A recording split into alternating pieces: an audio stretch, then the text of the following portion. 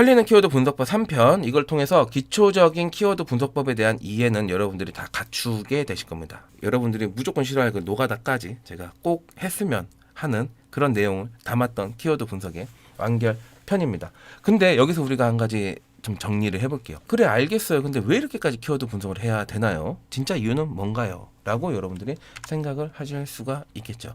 거기에 대한 정확한 답변은 이겁니다. 바로 이걸 하는 이유는 트렌드 키워드를 찾기 위해서예요. 물론 이제 우리가 10억 비즈니스를 위한 브랜드, 린 브랜드를 가거나 아니면 100억 비즈니스를 위한 빅 브랜드를 갈 때는 이 방식이 아닌 완전히 다른 방식으로 찾기도 해요. 그렇게 찾아야 돼요. 이런 트렌드 키워드를 찾는 방식 플러스 좀 더 고차원적인 방식을 찾아야 돼요. 근데 이게 브랜드를 위한 게 아니라 지금 내가 올려서 당장 매출 나는데 확률 높은 키워드를 찾는 거라면 이 방식만큼 빠르고 편리한 꿀팁이 없다라는 거죠. 결국 이거 하는 이유는 트렌드 키워드를 찾기 위해서다. 그러면 트렌드 키워드가 뭔가요? 요즘 사람들이 많이 검색하는 키워드인가요? 노노노노. 본질로 접근해야 돼요. 트렌드 키워드는 이거는 제가 해석을 한 건데 현재 구매되기 위해 검색되고 있는 거. 잘 들어보세요. 이거 제가 표현한 거예요. 구매되기 위해 어떤 상품이 구매자를 기다리고 있는 거예요. 판매자가 기다리는 게 아니라 상품이 기다리고 있어. 어떤 옷을 입고 트렌드 키워드라는 옷을 입고, 즉 이 트렌드 키워드를 알면 지금 팔릴 만한 상품 매출과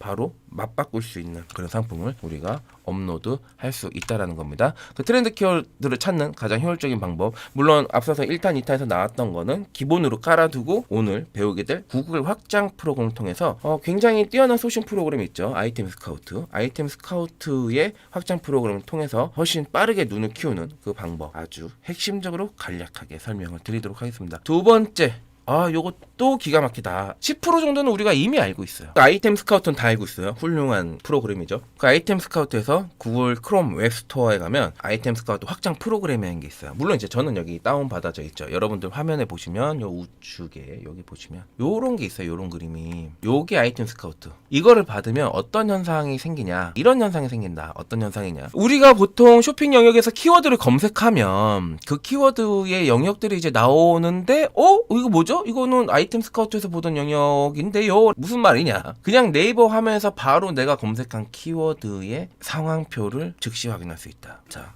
바로 실전으로 들어가 보도록 하겠습니다. 아이템 스카우트 확장 프로그램을 검색하시면 요 놈이 나옵니다. 크롬, 구글.com 해가지고 아이템 스카우트라는 게 딱 나오는데 요 놈을 클릭. 저는 이제 이미 여기 크롬에서 다운로드라고 돼 있는 거를 눌러서 다운로드 받은 상태니까 이제 삭제하는 것만 남은 거예요. 근데 여러분들은 안 받아져 있다면 요걸 누르시면 받아집니다. 받아지면 여기에 이제 생성이 되는데 이제 어떤 현상이 생기냐면 우리 아까 온열 찜질기 한번 해봤으니까 강의의 연속성도 고려해서 온열 찜질기 쳐볼게요. 쳐서 여기는 이제 파워링크 영역이고 통합 영역이에요. 여기서는 어떤 반응이 없습니다. 어디로 갈 거냐면 쇼핑으로 갈 거예요. 쇼핑으로 짜자잔 가서 보면 아이템 스카우트 확장 프로그램이라는 게 보이시죠? 제가 이걸 닫아놨어요. 일부러. 이걸 딱 키면 이렇게 보이는 거예요. 그러면 여러분들이 어떤 키워드 검색을 했어요. 검색을 하면 바로 이 쇼핑 영역에서 여기 짜라잔 나오는 거예요. 이해되시죠? 요렇게 나오는 거예요. 요렇게. 자, 그러면 온열 찜질기에 댕박 사건이 이것만 나와도 댕박인데 이거 보면 쇼핑 연관 보이시죠? 그러니까 시간을 엄청 절약할 수가 있는 거예요. 여기서 이제 황토 볼 찜질기, 손 온열기, 온열 패드, 전기 온열 찜질기, 찜질 매트 이런 것들이 이제 쇼핑 연관 키워드로 쭉 나오는 거죠. 상품 등록할 때도 이런 키워드를 우리가 활용을 할 수가 있지만 이 소싱 자체를 이런 키워드를 가지고 이제 가져와 버리는 거죠. 요 키워드에서 등록 상품 수가 이제 바로 나오는 거죠. 노가다지 할 필요가 없어. 그리고 막 굳이 여기서 아이템 스카우트를 왔다 갔다 할 필요가 없어. 여기서 큰 틀에선 다 나오니까 6개월 매출에 6개월 판매량, 평균 판매량 이런 것들도 나오죠. 근데 여기서도 이제 대박인 게 뭐냐면 이 아이템 스카우트를 깔아놓으면 이제 요 진짜 대박이 요 다음에 또 나오는데 어떤 걸 들어가 볼까요? 여러분들의 입장을 제가 고려해서 위탁 해외 구매 대행으로 가져올 만한 것, 꼭 가져올 수 있을 만한 것을 한번 보도록 할게요. 요거 가져올 수 있을 것 같은데 무시하는 건 아니고 가져올 수 있을 것 같은데 한번 보도록 할게요.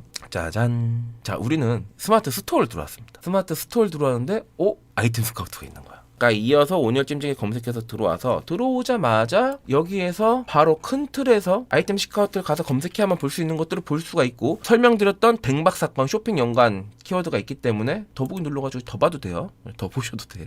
요거 보고 그리고 나서 이제 들어왔더니 이런 게 있는 거예요. 야, 대략 6개월 동안 8,900만 원 정도 판 것으로 예상이 된다고 합니다. 물론 이건 제가 이제 쭉 보니까 안 맞아요.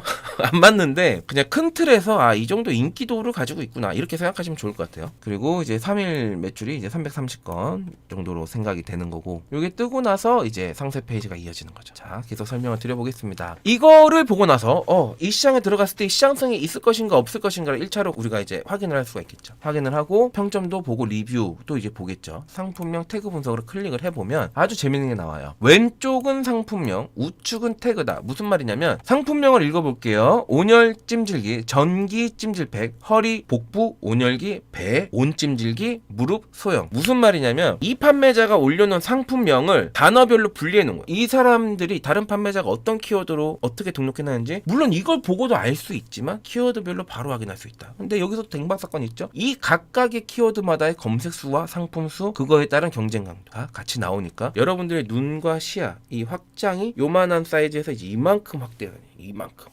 확대가 되는 거예요. 멋지죠? 우측을 보겠습니다. 제가 앞서서 태그라고 설명드렸는데 이분이 이 상품을 등록할 때 기입했던 태그. 그러니까 우리가 이 상품이 우리가 위탁으로 쉽게 가져올 수 있을 것 같은 거 가져온 거잖아요. 그래서 이제 밑에 거 봤는데 만약 내가 상위 노출돼 있는 사람들 것만 분석하고 싶어. 그럼 상위 노출돼 있는 사람들 걸 보면서 태그를 어떤 걸 잡았는지, 키워드를 어떤 걸 잡았는지 공통점을 찾아서 그걸 나에게 적용한다. 그러면 일단 상위 노출 1위부터 10위까지 돼 있는 거에 대한 공통점, 좋은 것들로 추정되는 것들만 여러분들이 획득을 했기 때문에 이런 걸 전혀 모르는 상태에서 내 생각으로 등록하는 거랑 이미 돼 있는 거, 레퍼런스를 바탕으로 가장 확률 높은 걸 가져오는 거하고 차이가 있겠어요, 없겠어요? 당연히 있죠. 어마어마한 차이가 난다. 당장 하나에서 뭐 이만큼 차이가 나는 게 아니라 이런 과정들을 여러분들이 배우고 익힌 다음에 실행했을 때, 여러분들이 하나하나 할 때마다 이 모든 것들이 쌓여갈 때 진짜 엄청난 파워가 어느 순간에 폭발하듯이 일어납니다. 폭발하듯이. 근데 반드시 이런 게 쌓여 있어야겠죠. 아무것도 안 하고 갑자기 폭발하는 거는 그건 폭탄밖에 없고 계속 쌓아놔야 돼요. 계속 이제 레퍼런스를 바탕으로 여러분들의 포트폴리오를 계속 쌓아나가야 돼요. 쌓아서 응축했을 때 폭발력이 생기는 거니까 그 부분 꼭 인지해 주시고, 그리고 이제 마지막으로 하나 페이지 추출 눌러볼게요. 짜잔. 자, 이미지 텍스트 보기라고 왼쪽에 있죠. 이거는 이미지하고 텍스트를 보여주는 거예요.